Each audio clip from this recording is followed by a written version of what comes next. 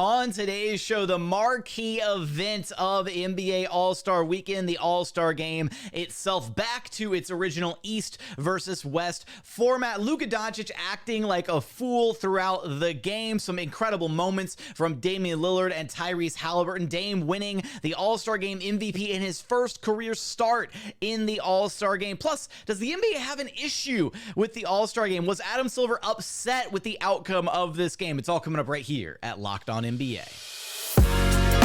You are Locked On NBA, your daily NBA podcast. Part of the Locked On Podcast Network, your team every day. What's up and welcome to another edition of Locked On NBA, the biggest stories with the local experts. I'm your host, Jackson Gatlin, also host of Locked On Rockets right here on the Locked On Podcast Network, your team every day. Now, today's episode is brought to you by Nissan. Are you the kind of driver that likes to push things a little further? Ever wonder what adventure could be around the very next corner? Our friends at Nissan have a lineup of SUVs with the capabilities to take your adventure to the next level. The 2024 Nissan Rogue is perfect for city drives and great escapes. Class exclusive Google built-in is your always updating assistant to call on for almost anything. Gone are the days of having to connect your phone. Google Assistant, Google Maps, and Google Play Store are built right into the 12.3-inch HD touchscreen right there at your fingertips. The 2024 Rogue is the perfect midsize crossover for your next adventure. But hey, maybe you want a little bit more space, right? The 2024 Nissan Pathfinder has room for up to 8, an expansive cargo capacity, and advanced available 4x4 capability with 284 horsepower and up to 6,000 pounds towing. When adventure calls, the Pathfinder is there to answer. Take the Nissan Rogue, Nissan Pathfinder, or Nissan Armada and go find your next big adventure. Shop nissanusa.com. Joining us now is the host of Locked On Mavericks, Nick Angstadt, who you can track down wherever you listen to your podcasts and on YouTube. Just search Locked On Mavericks. Still in the stadium, live in Indiana, fresh from Gainbridge Fieldhouse. You can see the background behind him, the Jumbotrons, the whoever still remains on the floor from All-Star Weekend. A lot of people on the court. A lot of people still down there. You can see it in the background if you're watching along with us on YouTube. Nick, All-Star Game 2024, East takes the win, 211-186, an All-Star Game record, 211 points scored. The previous record, 196. What was the atmosphere? What was the environment just like for this game? At the end, the atmosphere and the environment was disappointment from one Adam Silver, which I don't know how to take at this point. What did he want? What did he expect to happen at this point? Adam Silver hands the trophy to Giannis. He's the captain of the winning team in the East, and he goes, "Well, you definitely scored more points." He gave him the trophy. You just heard the disappointment in his voice. Like, man, you guys did not take this seriously at all, like I had hoped you would. And yet, here we go. The rest of the vibes from everybody else that was not Adam Silver specifically, I think people enjoyed it and had fun here. There was boos when Dame was taking a ton of shots when they wanted it to go to Haliburton. That was kind of fun. There was a fun moment when Giannis was at the free throw line, and you've got the Milwaukee Bucks and Indiana Pacers rivalry that's kind of been going this season. They start counting his free throws because you're only supposed to take 10 seconds at the line. That's been a big thing with Giannis. And as they're counting, he starts nodding with them at the same time, and then he just totally smokes the free throw. You had fun moments where, Dame hit a couple of half-court shots. Luka just completely smoked like an alley-oop to himself dunk right in transition, and then he starts laughing with the rest of the East bench. There's fun things that happened, and it's one of those games where if you take it too seriously, like, you're just doing it wrong. There were a lot of fun things that happened in this one. I want to give a lot of credit to the All-Star Game MVP, Damian Lillard, who was absolutely phenomenal in his first career All-Star Game start. I had no idea that was even a statistic until coming into this game. The West, man. You really think about it, right? The number of stacked Western Conference guards that Dame has gone up against in his entire career. This was his 8th All-Star selection, his first time as a starter. Curry and Kawhi Leonard came off the bench for the West. It's like, that's insane to me. If you just looked at these two teams, and I said before the game, if you just looked at these two teams, and if they both tried their hardest, had like an actual week of practice, the West wins this game by 50 points because they're just so much better than the East. Embiid didn't get to play this one because of injury.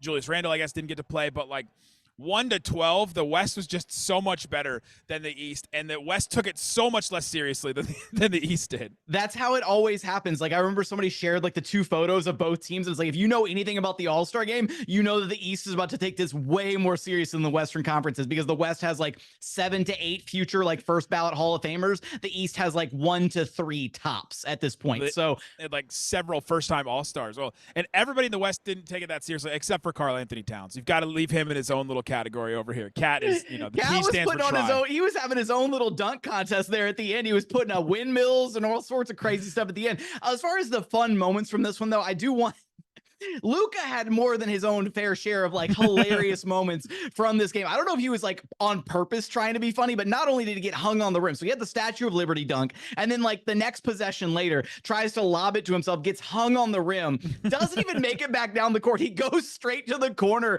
and on the next offensive possession, he doesn't even look like he's in the play. Like, he's huddled up with the other bench guys. Yeah.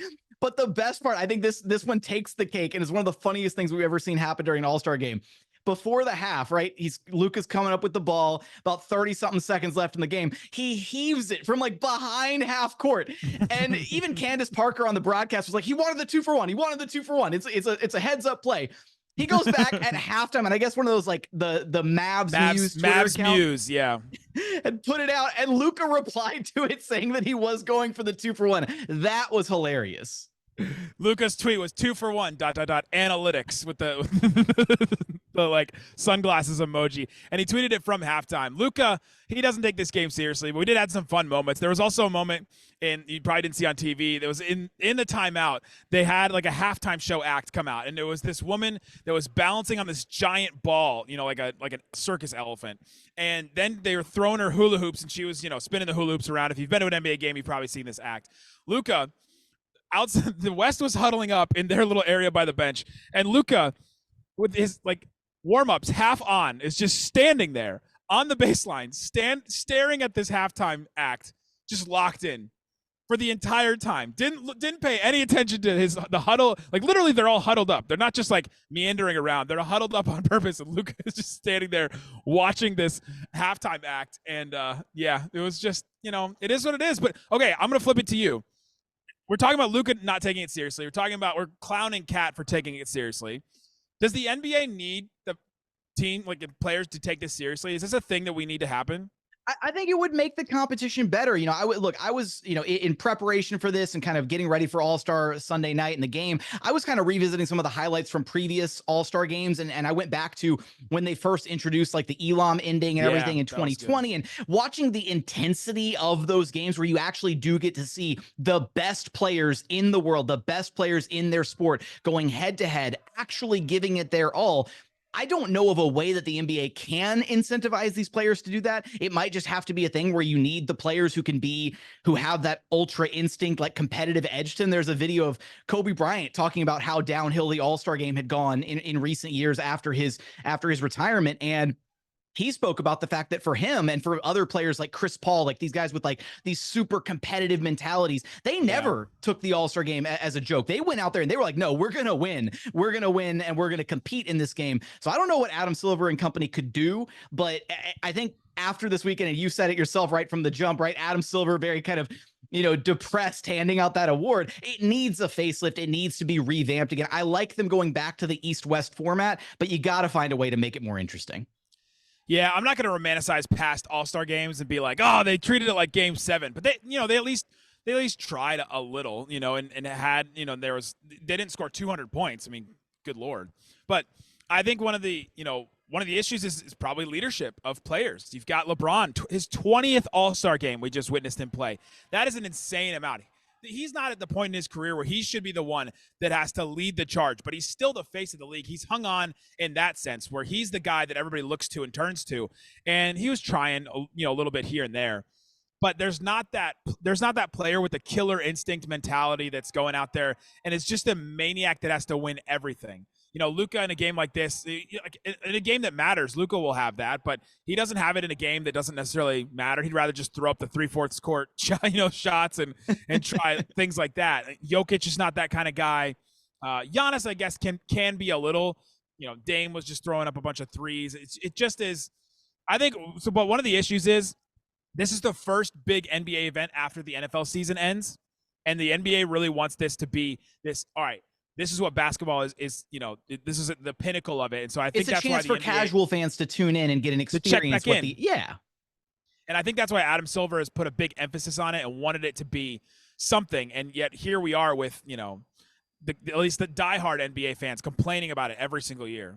What can the NBA ultimately do to improve the All-Star game, to improve All-Star Weekend? Give us your thoughts in the YouTube comments. But for all of Luka Doncic's future exploits, including any ill-advised 2-for-1 opportunities, even if they are backed by analytics, you'll have us covered for all of that and so much more over at Locked On Mavs. Nick, thanks for stopping by Locked On NBA with me.